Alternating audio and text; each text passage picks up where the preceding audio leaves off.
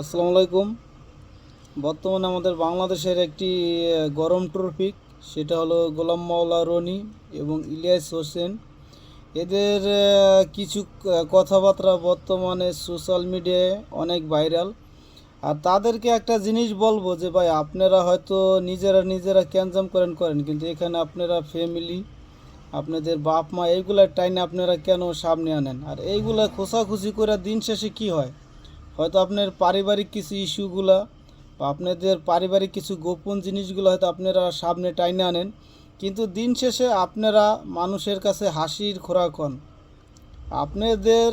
আপনারা এত স্মার্ট বা আপনাদের এত জ্ঞান, কিন্তু আপনারা মূর্খের মতো কাজ করেন, যে এইগুলা শিশুরা বা পোলাপানের কাজ। আমাদের বাংলাদেশে একটাই দোষ, হয়তো এই জিনিসগুলো হয়তো বেশিরভাগ কমন একটা জিনিস।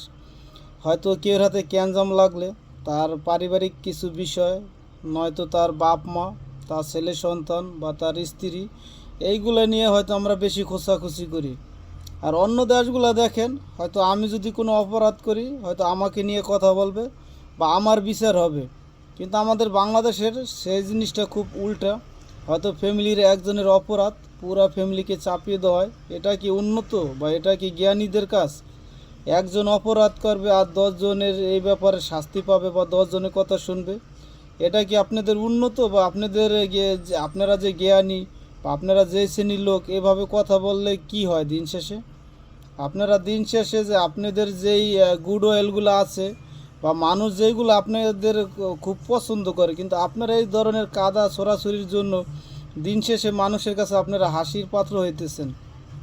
আর ওই যে আমাদের বাংলাদেশের এই অভ্যাসগুলোই সবথেকে বেশি খারাপ, যে আমরা মানুষকে উপরে উঠতে দিতে চাই না। মানুষ যেইগুলো ভালো কাজ করে সেইগুলো নিয়ে আমরা কথা বলি না। সবসময় মানুষের খারাপ দিকগুলো বা ক্ষতির দিকগুলো বা অতীতে কে কী ছিল সেই জিনিসগুলো নিয়ে আমরা বেশি খোঁচাখুচি করি।